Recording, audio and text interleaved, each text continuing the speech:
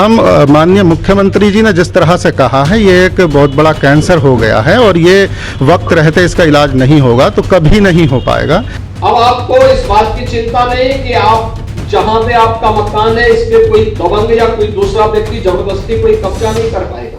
उत्तर प्रदेश के मुख्यमंत्री योगी आदित्यनाथ ने वक्फ को लेकर एक मोटी लकीर खींच दी है। योगी आदित्यनाथ ने कहा कि वक्फ बोर्ड किसी भूमाफिया की तरह काम कर रहा है और उत्तर प्रदेश में वक्फ बोर्ड ने जितनी भी जमीनों पर अवैध कब्जा किया है उसका एक एक इंच जमीन वापस लिया जाएगा। तो एक तरफ तो मोदी सरकार है जिसने वक्फ को जेपीसी में भेज दिया और दूसरी तरफ योगी आदित्यनाथ ने खुले तौर पर वक्फ को चुनौती दे डाली और चुनौती ही नहीं बल्कि काम भी शुरू कर दिया। कानपुर में वक्फ की जमीनों का सर्वे करवा दिया गया। कुंभ की जमीन पर वक्फ का दावा ठोकने वालों को योगी सीधी चेतावनी दे चुके हैं कि अगर कुंभ की जमीन पर अपना दावा ठोका तो डेंटिंग पेंटिंग का सामना करना पड़ सकता है। योगी जो भी बोलते हैं उसका कुछ आधार जरूर होता है, इसीलिए वो अपनी बात पर अटल रहते हैं और यही योगी की सबसे बड़ी ताकत भी है कि जो कहा वो करके दिखाएंगे बिना किए किसी किंतु परंतु के। अब यहां कानपुर को आप उदाहरण के तौर पर समझ सकते हैं। कानपुर में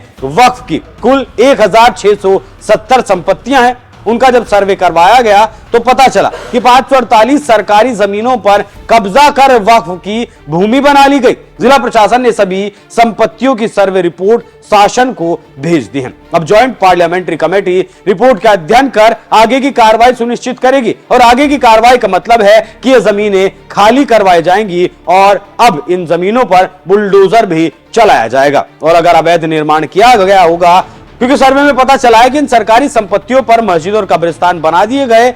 अच्छा, ये धार्मिक निर्माण इसलिए किए जाते हैं जिससे लोगों को भड़काया जा सके कि कब्रिस्तान में खुदाई चल रही है, मस्जिदों को ढहाया जा रहा है। अब दो बातें और समझ लीजिए कि योगी ने वक्फ को भूमाफिया का बोर्ड क्यों कहा और वक्फ में होने वाले संशोधन से मुसलमानों में बौखलाहट क्यों है।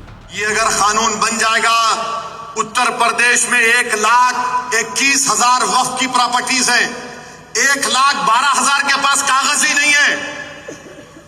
वक्फ का यूजर खत्म हो गया तो जायदादें कौन लेगा? वो जायदादें कौन लेगा बताओ? तुम्हारे पास लीगल उसके ऊपर इख्तियारी नहीं होगा, कोई भी घुस जाएगा। तो ओवैसी के इस बयान के बाद ऐसा कहा जा रहा है कि खुद वक्फ बोर्ड का और मुसलमानों का काल बनकर खुद ओवैसी ही आए हैं। जब 1,12,000 के पास कागज नहीं है तो जरा ओवैसी साहब बता दें कि ये जमीनें वक्फ के पास आई कैसे? क्या इन जमीनों पर अवैध तरीके से कब्जा नहीं किया गया होगा? अगर वक्फ की गई हैं ये जमीनें तो कागज तो दिखाने पड़ेंगे। ये बात योगी आदित्यनाथ ने साफ कर दी है और अगर योगी आदित्यनाथ की बात पर यकीन नहीं है तो मुस्लिम धर्मगुरु को ही आप खुद सुन लीजिए। देखिए, माननीय मुख्यमंत्री योगी आदित्यनाथ जी का जो बयान आया है कि वक्फ की जो अवैध तरीके से संपत्ति वक्फ बोर्ड ने कब्जाई है उसे वापस किया जाएगा, तो ये बयान उनका सराहनीय है क्योंकि ये हम जानते हैं और हमारा इस पर पूरा मुआयना है कि वक्फ बोर्ड ने ज़मीनें अवैध तरीके से कब्जाई हैं। वहीं दूसरी तरफ जो वक्फ की ज़मीनें हैं वो भी वक्फ बोर्ड ने खुर्द-बुर्द की हैं और माफियाओं के हवाले की हैं, अवैध कब्जे कराए हैं। तो हम माननीय मुख्यमंत्री जी ने जिस तरह से कहा है, ये एक बहुत बड़ा कैंसर हो गया है और ये वक्त रहते इसका इलाज नहीं होगा तो कभी नहीं हो पाएगा। तो देखिए, हम भी यही मानते हैं कि हराम माल खाने से कैंसर हो जाता। अब यहाँ इस बात पर भी गौर कर लीजिए कि यूपी में वक्फ की सबसे ज्यादा जमीनें सुन्नी वक्फ बोर्ड के पास है और इसके अध्यक्ष जुफर फारूकी पिछले 20 साल से इस पद पर तैनात हैं। सरकारें बदली लेकिन जुफर फारूकी का रुतबा नहीं बदला। वो मायावती की सरकार हो, अखिलेश यादव की सरकार हो या फिर योगी आदित्यनाथ की सरकार हो, इन्हें कोई छेड़ नहीं पाया। चुनाव भी होता है इस पद के लिए और चुनकर ये आते रहे। इन पर आरोप ये भी हैं कि इन्होंने वक्फ की जमीनों का घालमेल कर विदेशों में अपनी संपत्तियां बनाई हैं और विदेशों में उसी पैसे से ये यात्राएं भी करते हैं, दफ्तर भी छुप छुपा कर जाते हैं। लेकिन आने वाले वक्त में कोई भी किसी की भी जमीन पर कब्जा नहीं कर पाएगा। इस बात को खुद योगी आदित्यनाथ ने सुनिश्चित कर दिया है।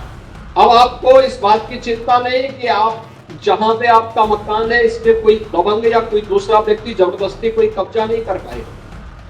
क्योंकि वो सारा का सारा रिकॉर्ड राजस्व विभाग के पास मौजूद हो चुका है।